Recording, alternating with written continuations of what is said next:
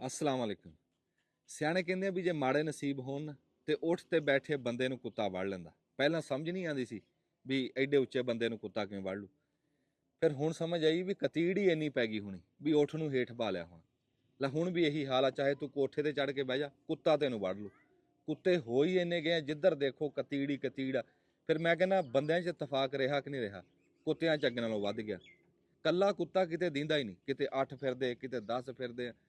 ਫਿਰ ਇੱਥੇ ਮਾਲ ਡੰਗਰ ਵਾਲੇ ਬੰਦੇ ਆ, ਉਹ 24 ਘੰਟੇ ਦਾ ਡਰ ਆ। ਮਾਲ ਡੰਗਰ ਤਾਂ ਇੱਕ ਪਾਸੇ ਰਹਿ ਗਿਆ, ਸਾਡੇ ਬਜ਼ੁਰਗ ਸਵੇਰੇ ਤੜਕੇ ਮਸੀਤੇ ਜਾਂਦੇ, ਲੈ ਉਹਨਾਂ ਨੂੰ ਕੁੱਤੇ ਘੇਰ ਲੈਂਦੇ। ਸਾਡੀਆਂ ਧੀਆਂ ਸਕੂਲੇ ਜਾਂਦੀਆਂ, ਕਦੇ ਉਹਨਾਂ ਨੂੰ ਕੁੱਤੇ ਵੜ ਲੈਂਦੇ, ਨਿੱਕੇ ਬਾਲਾਂ ਨੂੰ। ਆ ਤੁਸੀਂ ਦੇਖਦੇ ਨਹੀਂ ਵੀਡੀਓ ਰੋਜ਼ ਕੋਈ ਨਾ ਕੋਈ ਆਈ ਹੁੰਦੀ ਹੈ, ਕਿਤੇ ਕੁੱਤੇ ਨੇ ਨਿਆਣੇ ਨੂੰ ਵੱਢ ਲਿਆ, ਕਿਤੇ ਬਜ਼ੁਰਗ ਨੂੰ। ਸਾਡੇ ਬਜ਼ੁਰਗ ਤਾਂ ਅੱਗੇ ਵਿਚਾਰੇ ਕੋਈ ਬਲੱਡ ਦਾ ਮਰੀਜ਼ ਆ, ਕੋਈ ਸ਼ੂਗਰ ਦਾ, ਉਹ ਸਵੇਰੇ ਤੜਕੇ ਕੋਈ ਸੈਰ ਸਪੱਟਾ ਕਰਨਾ ਹੁੰਦਾ ਤੇ ਉਹ ਸੈਰ ਸਪੱਟੇ ਤੋਂ ਵੀ ਗਏ, ਇਹਨਾਂ ਕੁੱਤਿਆਂ ਤੋਂ ਚੱਲੇ ਹੋਏ। ਫਿਰ ਸ਼ਹਿਰਾਂ ਦੇ ਵਿੱਚ, ਉਹ ਪਾਰਕਾਂ ਦੇ ਵਿੱਚ ਦੁਨੀਆ ਜਾਣ ਤੋਂ ਤੰਗ ਆ। ਮੈਂ ਕਹਿੰਦਾ ਵੀ ਕਤੀੜ ਹੀ ਕਤੀੜ ਹੋਈ ਪਈ ਹਰ ਪਾਸੇ।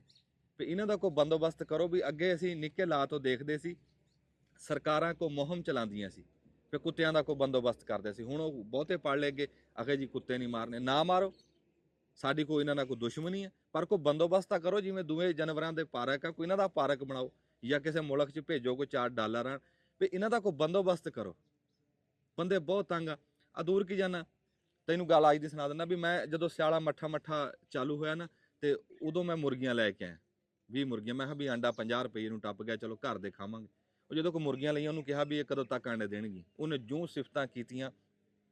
ਮੈਂ ਕਿਹਾ ਖਬਰੇ ਕਿਤੇ ਮੋਟਰਸਾਈਕਲ ਤੇ ਜਾਂਦੇ ਜਾਂਦੇ ਰਾਹ 'ਚ ਹੀ ਨਾ ਆਂਡੇ ਦੇਣ ਲੱਗ ਗਏ।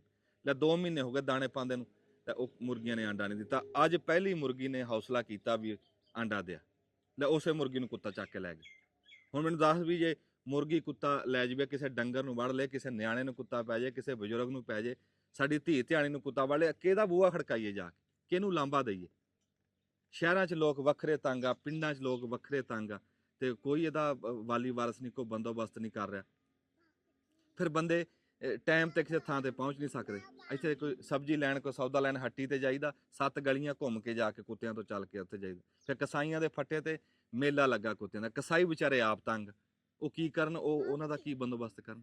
ਇਹ ਤਾਂ ਸਰਕਾਰ ਨੇ ਕੋਈ ਬੰਦੋਬਸਤ ਕਰਨਾ ਵੀ ਕੁੱਤਿਆਂ ਦਾ ਕੋਈ ਨਾ ਕੋਈ ਬੰਦੋਬਸਤ ਕਰੋ। ਮੈਂ ਤੈਨੂੰ ਗੱਲ ਸੁਣਾਉਣਾ, ਕੱਲ ਦੀ ਮੁੰਡੇ ਨੂੰ ਘੱਲਿਆ ਵੀ ਜਾ ਕੇ ਨਾ ਬਿੱਲ ਜਮ੍ਹਾਂ ਕਰਾ। ਉਹ ਤੜਕੇ ਦਾ ਗਿਆ ਨਾ, ਵਾਹਵਾ ਟਾਈਮ ਹੋ ਗਿਆ, ਉਹ ਮੁੜਿਆ ਹੀ ਨਹੀਂ। ਮੈਂ ਕਿਹਾ ਵੀ ਪਤਾ ਤਾਂ ਕਰਾਂ ਵੀ ਲੋਢਾ ਵਾਲਾ ਹੋ ਗਿਆ, ਵੀ ਉਹ ਕਿੱਥੇ ਗਿਆ, ਰਹਿ ਗਿਆ। ਵੀ ਜਦ ਜਾ ਕੇ ਦੇਖਿਆ ਟਾਲੀ ਦੇ ਮੁੱਢ ਨਾਲ ਲੱਗਿਆ ਖੜਿਆ। ਮੈਂ ਕਿਹਾ ਵੀ ਤੂੰ ਇੱਥੇ ਖੜਿਆ ਵੀ ਬਿੱਲ ਜਮ੍ਹਾਂ। ਆਖੇ ਉਹ ਕੁੱਤੇ 8-10 ਕੁੱਤੇ ਉਹਨੂੰ ਘੇਰੀ ਖੜੇ। ਮੈਂ ਕਿਹਾ ਵੀ ਤੂੰ ਸਿਆਣਿਆਂ ਦੀ ਗੱਲ ਨਹੀਂ ਸੁਣੀ ਵੀ ਕੁੱਤਾ ਪਾਵੇ ਤੇ ਹੇਠ ਬਹਿ ਜਾਈਦਾ। ਉਹ ਕਹਿੰਦਾ ਵੀ ਮੈਂ ਤਾਂ ਸੁਣੀ ਆ, ਕੁੱਤਿਆਂ ਨੇ ਖਬਰੇ ਸੁਣੀ ਕਿ ਨਹੀਂ ਸੁਣੀ।